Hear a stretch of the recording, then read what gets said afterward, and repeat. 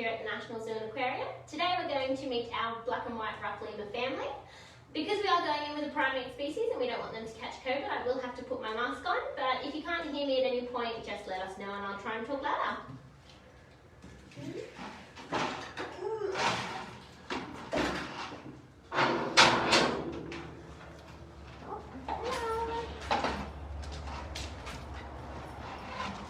Okay, so this is our black and white Ruffed Lemur enclosure.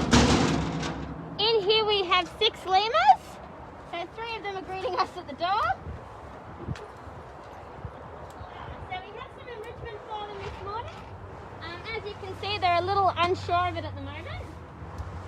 But in here we have our breeding pair. Their names are Messina and Polo, and we have their 4 offspring. Black and white Ruffed Lemurs are called that obviously because you can see that their coats are black and white, and around their face they have a white ruff that's quite prominent. If you're wondering how we tell these guys apart, because obviously they do look very similar if you don't work with them, there are a few little tricks and trades that we can look at. So over here we have Tani. This is Mazao. Mazao has very long canines coming out of his face. He also has very amber eyes, which is how we tell him apart. Tani has a white stripe down his tail.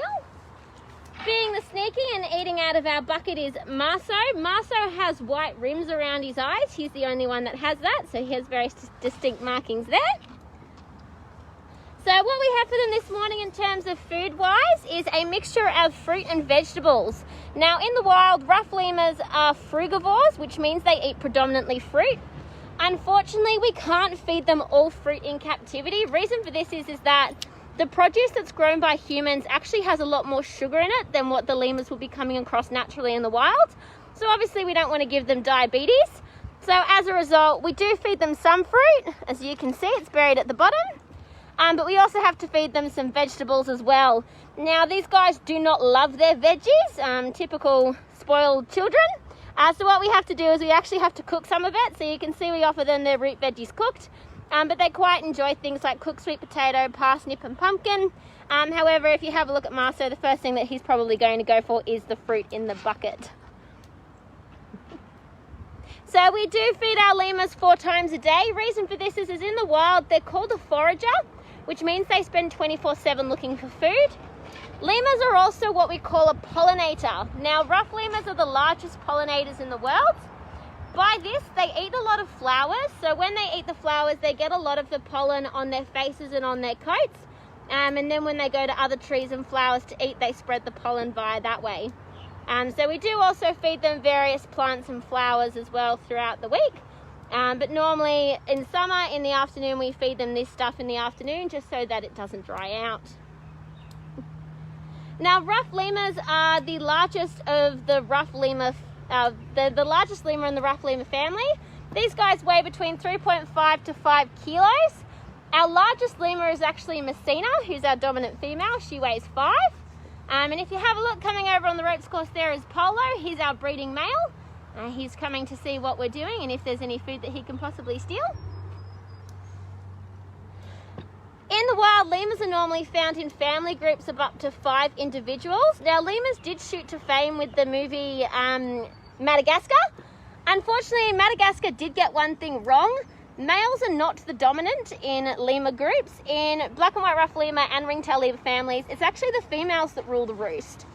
So the female is the dominant one. She actually bosses the male around quite a lot as well. And our female Messina isn't afraid to throw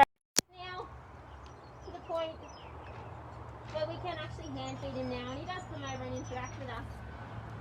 Now, the way that lemurs reinforce their social bonds with each other is they actually love getting groomed. So lemurs have a special adaptation where their bottom tooth line, they actually have what we call a tooth comb. And if you do pay very close to their fingers, if Tani will let me have a look, you gonna let me show you? On one of their fingers, they do have an elongated claw. That's what we call a toilet claw. And that's helpful for grooming as well. But our Ruffed Lemurs do love pats.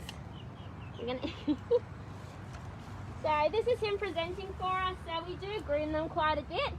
As you can see, they love pats around the heads. They also love going under the underarms as well. To help with the grooming, we do use a brush. Particularly in things like now, The ruffed lemurs are actually shedding their winter coat, so they're starting to look a bit scraggly. And sometimes, just to help them along, we do have to give them a brush every day. It's a very hard life for us keepers and for a lemur here at the zoo. But they do, as you can see, they love lots of pats and attention. Rolling over there. So we currently aren't in the process of breeding our ruffed lemurs. We're taking a break at the moment. But in the past we have bred over 12 lemurs here at the zoo. Our female normally gives birth to twins, however in one litter she did give birth to 5 babies. Our lemurs can give birth to a maximum of 6. Now the interesting thing about black and white ruffed lemurs is that unlike the ringtail lemurs that we have here, for the first few weeks of life, the ringtailed lemurs, they'll carry their babies around on their bodies. However, ruffed lemurs babies don't have that ability. So the female will actually build a nest for them. So if you ever come to the zoo, you'll see that we have multiple boxes around our exhibit. They're what we call our nest boxes. So during breeding season, when we do breed, Messina's job is to build a nest. Unfortunately for us, she's quite terrible and lazy at it. So keepers actually have to build the nest for her. And then she'll add the occasional stick or two to make it hers. So for the first few months of their lives, the ruffed lemurs will stay in the nest box until they get a little bit more confident, and then mum will start breeding them out. Now currently there are over 100 species of lemurs that have been recorded. Unfortunately, over 90% of these species are on the path to extinction, with 33% of lemur species being listed as critically endangered. So the ruffed lemur here is classified as critically endangered. It's estimated that there are less than 10,000 individuals left in the wild. Lemurs suffered due to habitat loss and fragmentation. They suffer due to illegal deforestation, mining. They're also eaten over in Madagascar, and they're caught for the pet trade. So unfortunately, these little guys are on the decline. It's estimated that their population has dropped by more than 10% in the last year. But the National Zoo and Aquarium is a proud supporter of an organisation called Madagascar Flora Biodiversity, if I can get it out. Madagascar Flora and Fauna Biodiversity Group. They work over in Madagascar to help educate the population about the plight of lemurs, and they do important conservation work over there. As I was saying before, we are also part of the breeding program for ruffed lemurs as well, where there's hopes that eventually we may be able to release them back into the wild. However, unfortunately, this doesn't look like it's the case at the moment, because until we can protect their habitat and until we can stop the deforestation, there's unfortunately nowhere in the wild to release the animals back into. So at the moment, we're just maintaining a population for genetic diversity.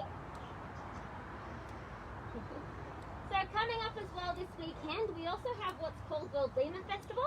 A great way to remember it is that it actually coincides with Halloween. And this is where zoos from around the world celebrate all species of lemur and educate them on their conservation. So if you are keen to learn more about that, you can jump on the website of organisations such as the Lemur Conservation Foundation and the Duke Lemur Centre. But anyway, thank you for tuning in today. If you have any more questions about lemurs, feel free to send them through. Otherwise, the lemurs and I look forward to welcoming you all back to the zoo on Friday when we reopen.